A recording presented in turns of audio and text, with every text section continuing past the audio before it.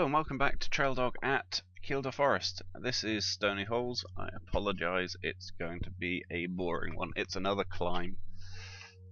And after this we got another climb to take us to the top of the Lonesome Pine. I'm going to have to apologise if I'm not doing very well with the voice work at the moment. I'm not used to doing it not on the bike. It's kind of weird. And when I'm riding, I can just go, yeah, there's a thing, I can talk about that. At the moment, sitting in front of my computer, I absolutely cannot, because I'm crap at this. It's currently 3:45 in the morning, so kind of tired. Long day's work, you know, all that stuff. So, Stoney Holes, basically it's mostly fire road. Well, kind of. The first kind of half is fire road, then it transforms into just a really rocky uphill section. Takes us to the bottom of, I think it's end of the valley, which is a switchback trail straight up the hillside, followed by Stairway to Heaven, which is North Shore. It's not really, I don't know, North Shore style. It's suspended. It's overhead walkway, or it's raised walkway, not overhead. It's dumb. It's raised walkway, just going backwards and forwards up the hill to the top.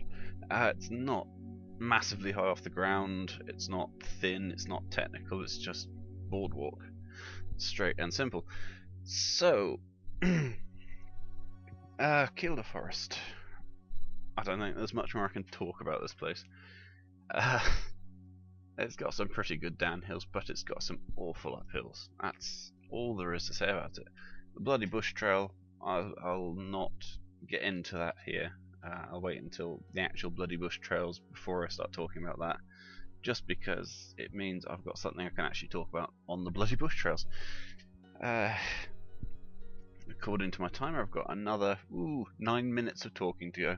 Great. Well, France. Let's talk about France. France, when this was filmed, was in about a month and a half's time. At the moment, it was about 2 months ago, and I'm already missing the place, which is bad.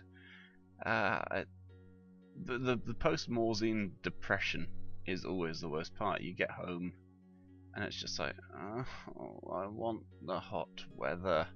I want the mountains. I want the uplifts and everyday riding. That, not that I actually rode every day, it's more every other day because lazy, but maybe you start to miss it.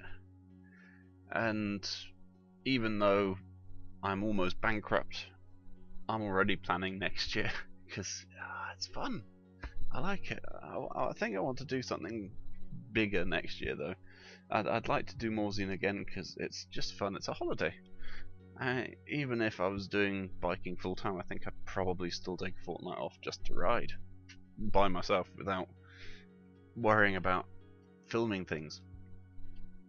And I don't know, I'd like to travel around Europe and find what some of the other trail centres are like.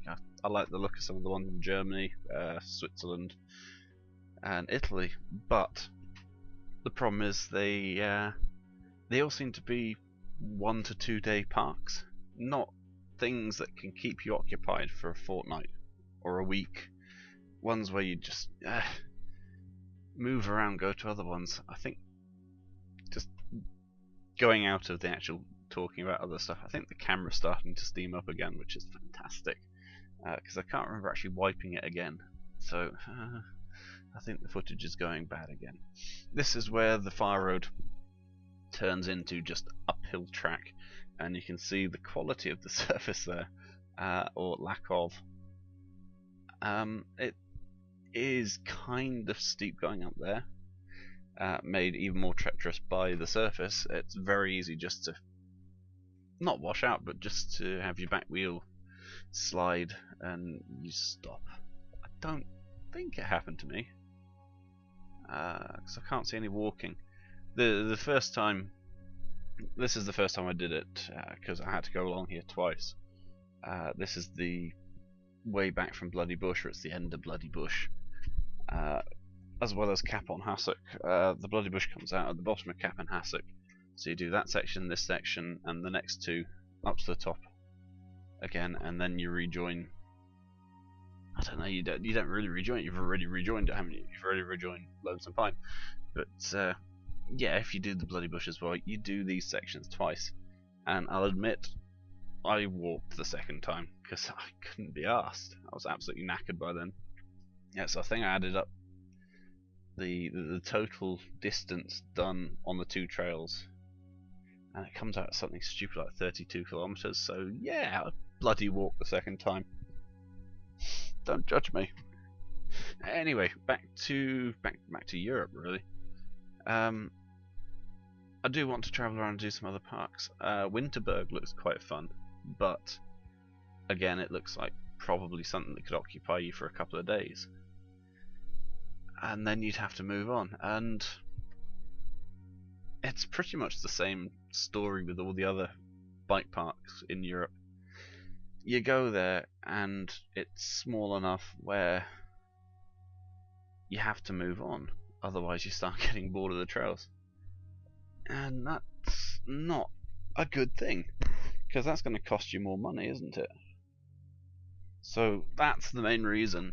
There's two places I can see where you could quite happily go and spend several weeks or a season there, and that's Whistler or the Port de Soleil.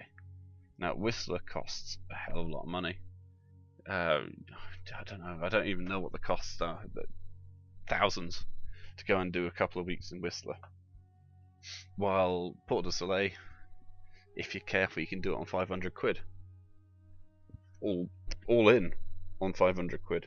I think this year we were averaging something. I can't remember the actual figures, but I think we're averaging something around the line of €1.80, I think it was, a day on food, split amongst the group. So that was good. That was cost effective, and we didn't eat badly either. We got some quite nice meals out of it. But no, it's I do want to travel around a bit more and get some more bike parks in, because the problem is I'm filming in the UK, and eventually I'm going to run out. It probably will take quite a while. I think, going by the list of places I want to film, I've got best part of half a year's worth of filming if I was riding every day, and then about 3 times that to edit it all. But at some point I'm going to run out of UK trails, and I'm going to have to start looking further afield. Now I have thought of ways of doing this, but the cheapest seems to be just to get a bloody camper van or something and live out of that. It's not really the best type of life, but it's probably going to be the cheapest and best way to do what is needed. But I have been looking at options for next year, for next summer, and I did say after this year I'm never driving again out there, because I'm coming from the south of Scotland to the Alps. That's about 1,100 miles each way, which it gets a little tiring. It's best part of a day's driving. I mean, a full day, 24 hours, which really takes it out on you. And you know, the last 2 years I've tried to do it in more or less one go, and I've ended up making myself sick halfway there, and it's just not worth the hassle. But I believe it might actually be worth doing if it was visiting other places on the way. Might be an interesting way to do it. Just, you know, do the journey down to Dover, across to Calais, a couple of hours across to Winterberg, a few days there, down into wherever, into Switzerland, into Italy, back up to the Port de Soleil, then do a few of the French places on the way back up. It's a nice round trip, and breaking it up to go to different bike parks would probably work. The only problem is cost. It's going to be expensive whatever way you do it.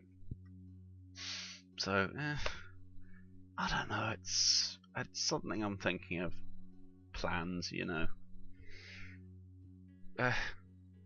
Something I'd like to do, probably something that won't happen.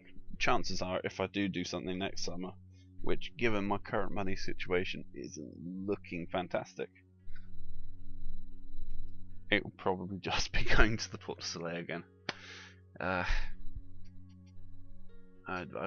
think I've been there every year since 2006 now, except for 1 year I missed out because I ran out of cash. Anyway, back to Kielder. Just, you know, after taking a mild detour and talking for 10 minutes, back to Kielder. This is end of the valley we're coming up to. It's on the left hand side there. You go up the hill. If you want to cut out that climb and the top of Lonesome Pine and the descent there as well, just head straight along there. That's Purdon Plunge and the descent back down to Kielder.